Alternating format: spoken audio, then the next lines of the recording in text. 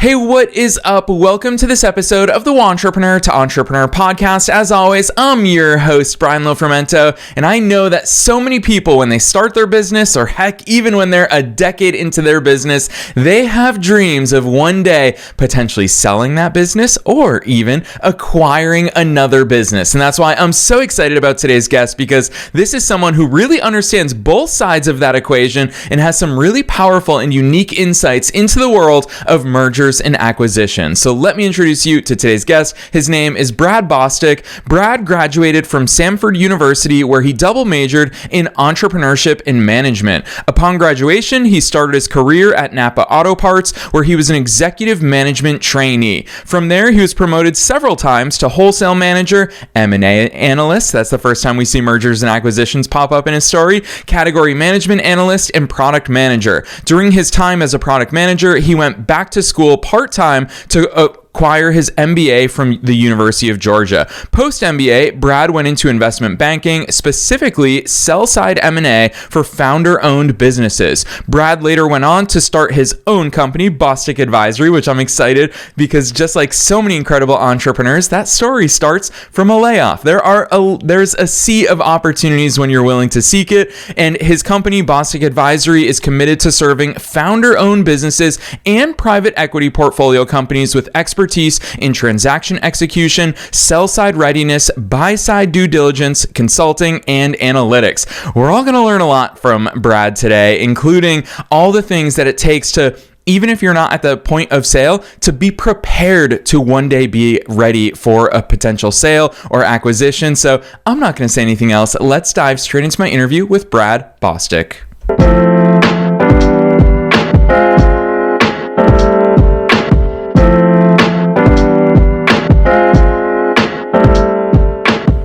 All right, Brad, I am so very excited that you're here with us today. First things first, welcome to the show.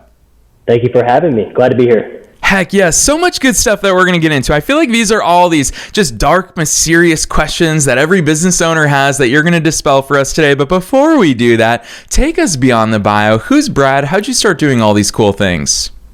Yeah, so I started at Napa Auto Parts, like you said. Started off in the EMT program, where I spent 6 months in the Napa stores as a delivery driver, working the counter. I got to manage a store, then went into the warehouse. So I was picking parts, loading trucks, stocking parts, and then went into sales. And then from there, just kept getting promoted. If you do a good job in that EMT program, it could be a fast track to management, which is why I wanted to go into that out of college. So after that, I was a wholesale manager, went into the M&A analyst role, like you mentioned. And so I was working on a $2 billion acquisition in Europe. It was basically Europe's version of Napa over there. And then I was also helping potential Napa store owners with FP&A work, basically projecting what they could expect their stores to do on the Napa platform. Then went into category analytics and then was a product manager. After that, went to my MBA program. Knew I wanted to be in investment banking, and this really stemmed from my M&A analyst role. I loved finance. It was really my first exposure to finance. I loved it. So decided I wanted to be an investment banker, and was fortunate to get hired by Truist Securities. And so Truist was formerly SunTrust Robinson Humphrey, or the investment bank of Truist was, and I thought I was going to be in industrials. I found out during the placement program that they had a sell-side M&A group specifically for founder-owned businesses. I grew up in an entrepreneurial family, and I thought that sounded really attractive. So I put my hat in for that, and fortunately got it. But the bank went through some hard times. I actually got cut, and started my business about 3 days later. So I was applying to all kinds of jobs. I was freaking out. I had 2 young kids, and the senior banker on one of the deals I was on called me and said, "Hey, we want to keep you on the deal." He talked to the client. The client thought it'd be good to have me on the deal as well because I had been running point for all the execution work. And so I ended up forming my LLC and working on the same deal but for the client, and was able to just turn it into a business. Yeah, I love that overview. And I will say, Brad, as someone who interviews a lot of incredible entrepreneurs every single day of the week, I see how many of those got that push. That catalyst was the layoff. And obviously you have that entrepreneurial mind that's always been inside of you. So you spotted that opportunity and you seized it. But I would actually argue that so many of your corporate experiences have also shaped the way that you view founder-led businesses. Of course, it's in so many ways what you did in your professional career path. But at the same time, we hear all of those jarring statistics about, 95% of businesses fail within the first 5 years. I feel like that statistic is different every single time, and I feel like it's made up every single time. But the point is, I'm sure that you've seen the difference between businesses that make it to a certain level versus those that just fizzle out. With that lens of so many different businesses and mergers and acquisitions, what do you think is the thing that really separates successful businesses from the ones that never make it? Well, honestly, I think a lot of it is luck. I think luck around timing is huge. Obviously, there's the execution part, and a lot of times people will try and go it alone, and that oftentimes doesn't work. You need partners or people that can complement you and complement your strengths and your weaknesses.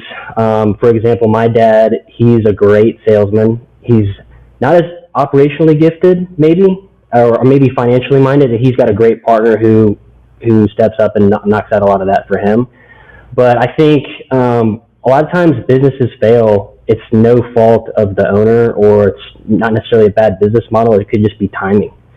So, yeah, there's luck, there's execution, there's scaling it properly, and that looks different for every kind of business. So, I think those would be some of maybe the three things that stand out to me. Yeah, I want to go a little bit deeper into timing then, because here you and I are recording in August of 2025, and all the rage is AI. Everybody's starting AI companies. Everybody's using AI to launch even more SaaS companies, and it just seems like the market is flooded with those types of things. But when I look at your career path, I love that you started out at Napa Auto Parts, because even in their M&A consideration, that's a traditional industry that is still moving and shaking, making deals, growing in different ways. When you talk about timing, is it timing as far as macroeconomic trends? Is it timing with regards to how much money is flowing around and where it's flowing, as far as industries, geography, connections, all of that? How much should we be hyper-focused on the actual industry and the trends versus just the tried and true business stuff? Yeah, so I think it's all of the above as far as, macroeconomic trends or industry.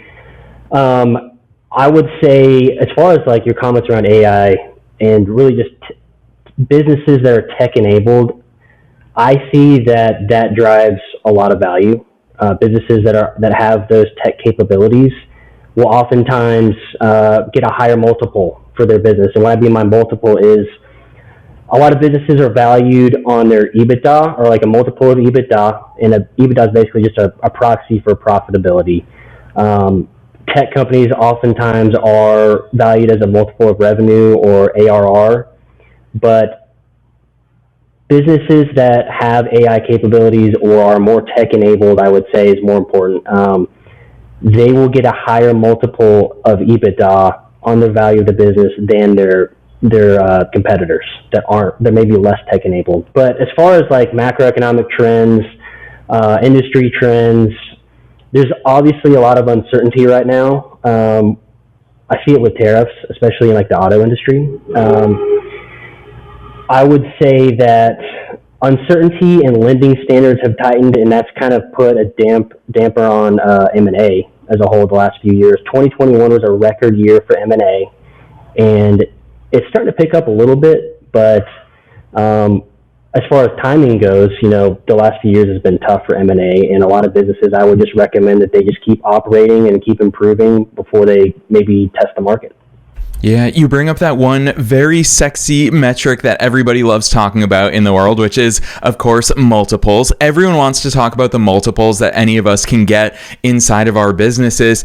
Talk to us a little bit more about that, because we see that there are a lot of reasons why businesses acquire others or get acquired. Revenue is one of those components that can play into that multiple, but we also see, especially in the age of AI, how many rappers have been acquired or invested in because they have incredible incredible branding or incredible market penetration or a massive customer base. There's so many different reasons, but Brad, you've seen behind the curtain of so many of these mergers and acquisitions. What are some of those incentives and motivations for companies to get acquired, or for people who are acquiring companies to look at it and say, hey, we really want to add that to our portfolio? Yeah, so you mentioned access to more revenue. That's certainly a consideration. Maybe you want to be more vertically integrated throughout the supply chain, so you buy a supplier. Maybe you have a competitor that you want to buy out. They're taking business and you want that business, so you acquire a competitor. Maybe there's a technology that a business wants to get a hold of. And then there's also, I keep mentioning auto parts because that's my background, but for a mature industry like automotive, it's harder to grow organically. So a lot of times the way you grow is just by inorganic growth or acquisitions. So that's another way that businesses, or actually management team is another one. Maybe a competitor or someone in your industry there's a solid management team and you want that talent. That's another good one. Yeah, all really cool reasons. And that's what I love about the fact that through mergers and acquisitions, these things are accessible to us. Even as small business owners, I think that all too often we convolute the world of mergers and acquisitions with big business. And that's why I think, Brad, you have a unique vantage point, not only because you've worked with founder-owned businesses, but I would also argue that it's because you're a fellow entrepreneur. You're a business owner in and of yourself. And I think that gives you such a cool and unique perspective. Along those lines, for listeners who have never thought about buying or acquiring another business, which may be a tiny business that they're interested in acquiring, we've got to talk about that buy-side due diligence. How the heck do we know reliably what it is that we're getting ourselves into? That is a very good question. I would say, and it's actually something I'm starting to investigate myself, because I would actually like to eventually raise money to buy an industrials business. I would say, and it's a lot of times difficult with founder-owned businesses because the accounting, maybe they just have like one CPA that does their accounting, or they might not even have any sort of finance function built out, or a CFO. That's oftentimes the last hire on a management team. So if you can get audited financials by an accounting firm, I think that will give you a huge peace of mind. That is something that investment banks will almost always guide their clients to do, is work with an accounting firm to get audited financials annually. And if you know you're going to sell one day, I would just go ahead and start doing that at least 3 years out. One of the things, as far as like sell side readiness, or preparing your company to sell, I will always advise clients to do that. Get audited financials, and that will uncover a lot of the skeletons in some of these businesses. I would also look at customer concentration. You don't want a business that has like one customer or two customers, because if they lose those, that's a big problem. So customer concentration, look at the management team is huge. Look at the industry landscape. What are some of the opportunities or threats? I would say get very focused on not just the industry, but sort of the niche sub verticals within an industry. Know it like the back of your hand, because you're going to be able to speak the language of that industry. And if you want to acquire a business, you want to be able to talk to the owner about the industry they operate in, because this is their baby, and they want to make sure their employees are taken care of. They want to make sure that you're going to be a good steward of the business, and obviously they want as much money as they can get. So oftentimes that will mean maybe not being as forthcoming about certain things. So you want to get your hands dirty as possible. Yeah, I almost equate it to buying a house, is that, you're going to want the home inspection. You're going to want all those maintenance records. You're going to want to know if a new air conditioning unit has been put in. All of those things are super important, which I wish it was as easy as buying a home, because obviously you and I can hop on Zillow and we can see all the homes that want to be sold and what their list price is. What's the equivalent there? If we do want to acquire a business, Is there a marketplace? How do we even begin to know what ballpark we're talking as far as dollars? How do you start to identify potential businesses that can be acquired? Yeah, that's tough because there are websites like Biz Buy Sell is one, for example, or I think Transworld is another one. But there's a lot of business brokers out there. I'm always a little bit wary of it. You got to find someone you can trust. I would also network with financial advisors because a lot of times they're advising these business owners. I would network with accountants. I would network with family planning or even M&A attorneys are good connections, and investment banks. A lot of times investment banks will pass on smaller deals. Actually, as an example, the group I was in, our EBITDA threshold was $5 million and above. So anything below that, we would find someone else to take care of the client. So if you can find investment bankers that are doing these I call it lower middle market deals, that would be a good connection as well. Yeah, sticking to the buying side, Brad, I feel like one thing that's obviously something that scares a lot of people away is the purchase price and people thinking, how am I going to have that much money? How are these deals structured? Is it something that you do have to have a ton of cash up front? Are there clever ways to organize these types of transactions? I'd love some of those strategies and insights. Yeah, so, and it actually reminds me, another good person for people to, or I guess another group of people to network with would be lenders, and specifically SBA lenders. So the SBA, I'm looking at industrials companies right now. There's a lot of momentum around that in SBA right now. So if you, like, for instance, if you want to buy a manufacturing company, they will double the amount of money that they are willing to lend you. The max you can typically get for a business is $5 million. They're going to go up to $10 million for manufacturing.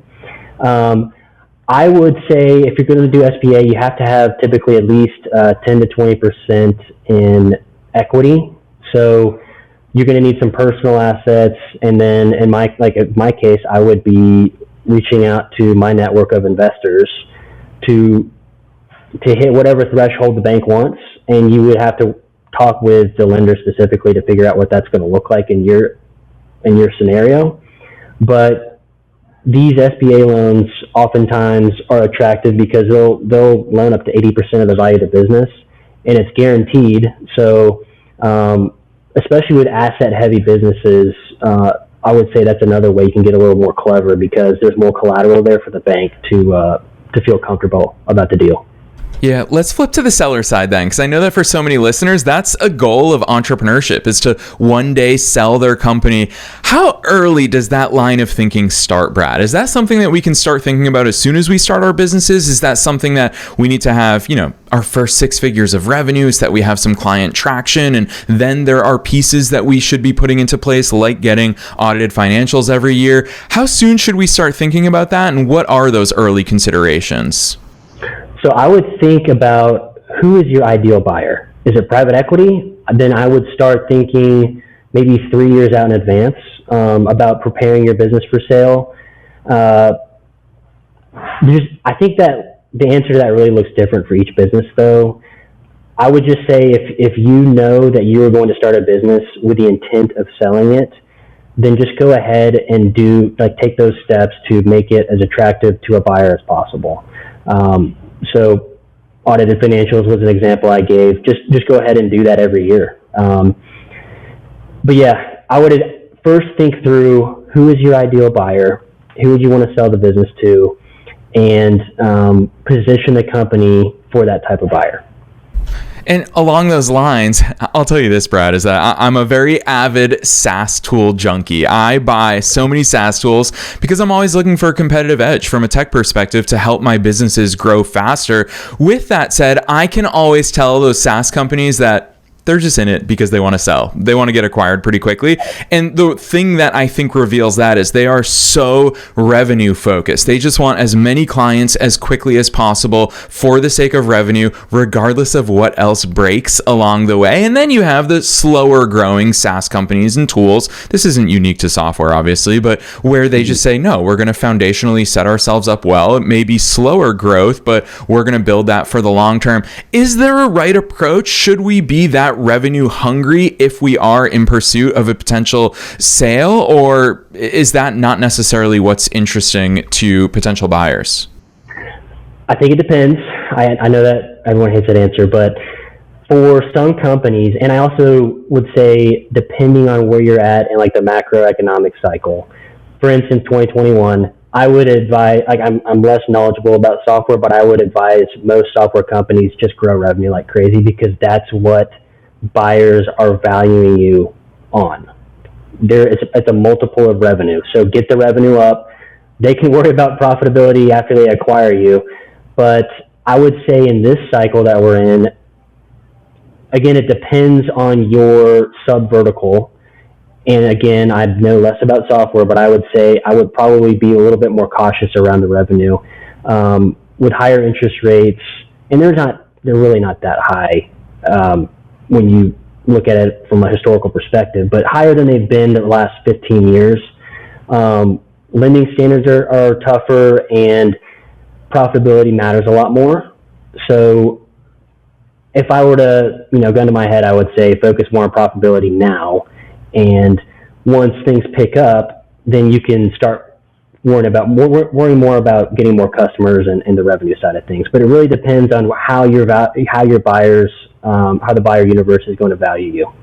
Yeah, I really appreciate the fact that you keep making that very clear distinction between revenue and profitability. And I think that how many times it's already popped up in our conversation today, that's an important consideration for all business owners, because I alluded to the fact that there are some sexy metrics in the marketplace. Revenue is one of those, but gosh, profitability makes so much more sense for a lot of us to focus on. So I really appreciate that strong emphasis from you. And also hearing you talk about things and how cognizant you are about the macroeconomic conditions just makes me think that we should also be having conversations about things like competitive moats. And you've already talked about technology. If we have an asset, a valuable tool of technology that powers our business, all of these things, sure, that may not be revenue or profitability, but it leads to it and it's valued in the marketplace. So I love those insights. I told you before we hit record, Brad, that time would fly by. So I do want to switch gears a little bit, and I want to talk about you, the entrepreneur, because you obviously started your business from a layoff. What did your entrepreneurial mind look like at that time? You obviously very quickly made the decision to take the plunge into starting your own business. How did your past experiences shape the way that you said, hey, this is how I want to grow my own firm, as opposed to what a lot of people might think is the correct path? Yeah, that's a good question, man. I always knew I wanted to do something on my own. I didn't think that I was ready personally. So this was a nice, just like trial by fire, I guess. For what I do, and let's just say I'm a consultant, to maybe oversimplify it a bit. I need to spend at least, and this was recommended to me by a mentor, at least 30% of my time sourcing business. So I need to be out there networking with people, and for me, it's private equity firms, M&A attorneys, accountants, leveraging my network from my past roles, and so that's investment bankers and even Napa store owners. So most people don't realize that most Napa stores are completely independently owned. They are not franchised. They're not necessarily affiliated with Napa. They're just a Napa dealer, if you will. And so there's a lot of entrepreneurs there that they need help on transactions. And at the end of the day, every business at some point is going to go through some sort of transition, whether it's an owner that's handing the business down to family or friends, whether it's a sale, whether it's an acquisition. If you're private equity owned, you will be sold at some point. And so just finding those opportunities. And I think for me, especially the last couple of years, there hasn't been as much founder activity. So going to private equity, who owns, depending on the size of the firm, they might own dozens of companies. So there's going to be opportunities for them, or for me, because they're going to need help, at least with maybe a few companies. So just finding those firms that are gearing up to sell, or maybe they need fractional FP&A or CFO work. So that's, I think, opening yourself to as many opportunities as you can. And for me, private equity is a good way. Family offices are another good way to do that when the founder-owned stuff is kind of slow.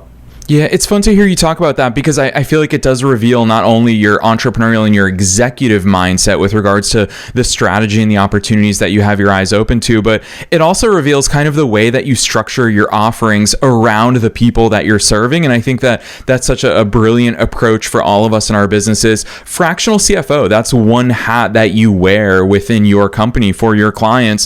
What does that look like? Because I think a lot of people, maybe a lot of listeners can't afford to have a CFO in-house, but fractional services have really opened up an entire door of opportunities for us to get proven experts into these roles in our businesses, whether it's temporarily, whether it's longer term. What's that fractional CFO hat look like for you? Yeah, so for me, I don't have an accounting background, and a lot of CFOs do have that. So for me, I position myself as, okay, you already have some sort of accounting function, but you need to be or maybe you want to be more future focused, so more finance focused, because you're not looking at historicals, you're looking at the future, and more specifically, you know that you want to sell, I can help prepare you to do that. So that's kind of how I position myself. I'm not the accounting guy, I'm the future focused guy. I can create reports, I can create a financial model for you, project the future, create a budget, and then help prepare you to sell when the time comes.